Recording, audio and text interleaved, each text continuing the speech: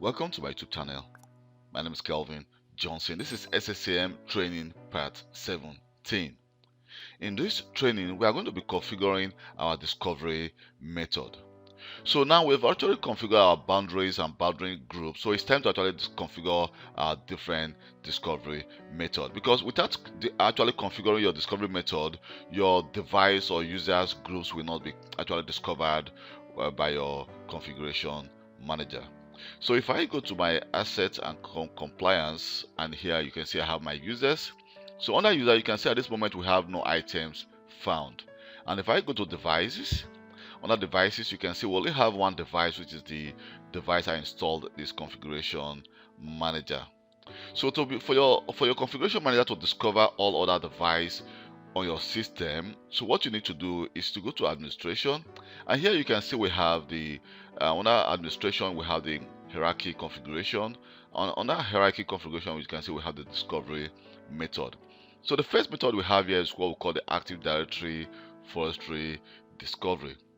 So the Active Directory Forestry Discovery does not discover resources that you can manage. Instead, this Active Directory Forest Discovery discover network locations that are configured in Active Directory. So you can convert those locations into boundaries for use throughout your hierarchy. So what do we actually use the Active Directory for? We can use it to discover the site and subnet. We can actually use it to actually identify the supernets that are assigned to an Active Directory site, and also it can also be used to actually publish to Active Directory domain services in a forest when publishing to that forest is enabled. So how do you actually configure the Active Directory forest? So what you need to do is just double click on it, and here you can see we have the option called Enable Active Directory Forest Discovery. So just check that, and you can see it says the discovery is actually scheduled to run every week. So what you can do, you can actually change it to days, but I prefer to actually leave it in 1 week, and then click apply. Click yes, and here you can see it says automatically create Active Directory size boundaries when they are discovered, or we can actually automatically create IP address range boundaries for IP subnet when they are discovered. But I'm going to leave this on check, and then just click OK. And then, but mind you, I actually checked 1 week. If you want to actually rerun, just run this Active Directory, the Directory Forest Discovery at this moment, you can just right click and then run Forest Discovery now. You can say yes, but by actually enabling it, it's actually going to run immediately and check your domain environment. So secondly is actually the Active Directory group, but for now I'm not going to actually configure the Active Directory group. I'm going to actually come back again to this when we start distributing software to our clients, because at this moment configuring this group will not be actually useful for this at this moment. So let me just cancel this. So let me go back again to my discovery method, and then we have the Active Directory discovery system. So the Active Directory system discovery method actually discovered and specified Active Directory domain service location for computer resources that can be used to create collection and queries. By default, this method discovers basic information about the computer, including the following attributes.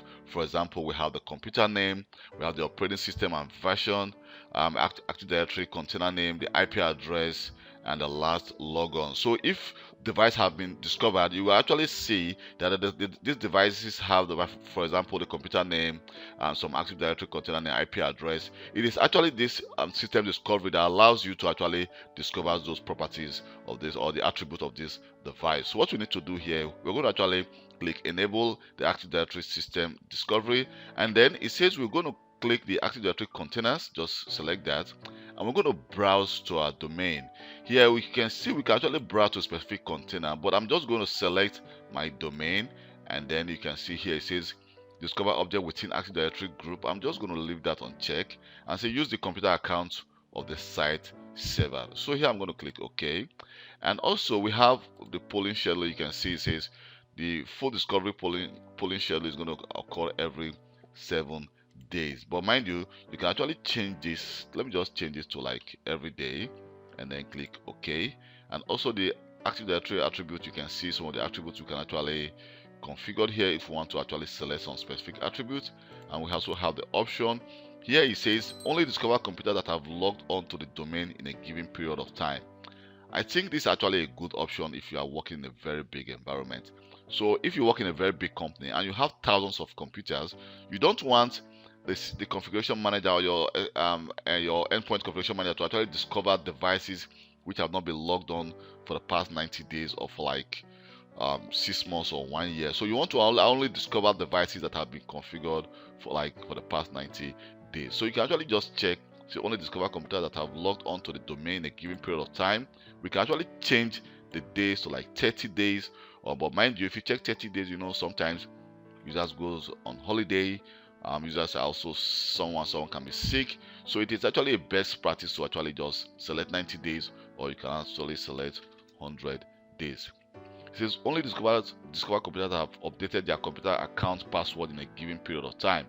So if, for example, you have a policy in your company which says device password should be actually changed every 30 days, so you can actually configure this, for example, like 60 days or 90 days or 40 days. So if someone has not changed his device, probably the device may not be discovered. So I'm just going to uncheck this, and then for the only discover computer that have logged on to the domain during a period of time, you can actually leave this for 100 days, but I'm going to uncheck this as well and just click apply, and then we're going to say okay. And now we have also the Active Directory user discovery. So we're going to use the discovery method to set Active Directory domain service to identify users' account and associated attributes. So by default, this method discovers basic information about the user's account, including the following attributes: the user's name, the domain, the Active Directory container's name, and also the unique user's name, which includes the domain name. So what we need to do is we're going to actually just enable the Active Directory users discovery, and then we're going to actually just click to actually select a specific organization unit. So if you work in a big company, definitely your path should only go to, like, for example, I can only select users, but for this test environment, I'm going to select Kelv Global and click OK, and just click OK. And also for the polling schedule, you can see it occurs every 7 days, but let me just change this to like every 2 days for this training environment. And also it says enable delta discovery, which I think I'm going to actually check this as well. And here if we go to the Active Directory attributes, we can actually select some attributes if we want to configure to make sure that only specific attributes are only discovered in this in your discovery method. But for now, I'm just going to leave it, so it means that all the discovery method, all the attributes will be discovered. So click apply and then click yes, and we can actually just right click here and then run a full discovery. Now we can also do that also for the system now, so it's to actually discover all the devices and computers. So here we have the heartbeat discovery. You can see this actually configured by default. So why this is actually checked by default, because it's actually going to run on each computer client and check if the computer is still actually in the domain or not. So it says send every 1 week, so I'm going to leave this actually for 1 week and just click OK. And here we have the network discovery. So the network discovery, you can see, is actually also disabled. So let me just double click on this. I'm not going to check, but if you enable this, it's actually going to discover the topology of your network. And mind you, by enabling this, you need to actually configure. You can see here we have the option to actually configure the subnet. So here we can try to configure the specific subnet we want to actually discover. And here we can see also have a domain, and also we have some other configuration we can configure as your DSCP, your SNMP. But for now, it's actually not necessary to actually configure the network discovery method. And mind you, please you should not disable the heartbeat discovery, because when you disable the heartbeat discovery, your configuration manager may not work properly. So if I now let me go and check. I just actually run my Active Directory user discovery and some on the other discovery. So let's go to my assets and compliance, and here you can see directly I started receiving some information about all our users in our domain environment. And if I go to devices, and you can see you can see we start receiving some devices on we have other devices which are being discovered right now. So let me go to my domain controller. And here you can see if I go to computers, At this moment, we don't have a lot of computers. We have just two, the client machine and our server, which is the CM, where we install our configuration manager. And here, if I go to my domain controller, you can see we have our domain controller, which is just where our Active Directory is installed. So let me go back again to my configuration manager server, and here you can see at this moment you can see that there is no client is installed. So in a subsequent video, I'm going to show you how to actually install client on, or how to install clients on all the different machines on your server or your client machine. I'll show you the different method on how to do that. Thank you very much for taking your time to watch this video. My name is Kelvin Johnson. So the next video we are going to be discussing is going to be about how to publish site data to Active Directory, which is going to be the part 18. And please don't forget to subscribe to my YouTube channel for more IT videos. If you have any question on SCCM, just leave a comment on the comment section of this video or any of this video, and I'll reply to you as quick as possible. Thank you very much, and goodbye.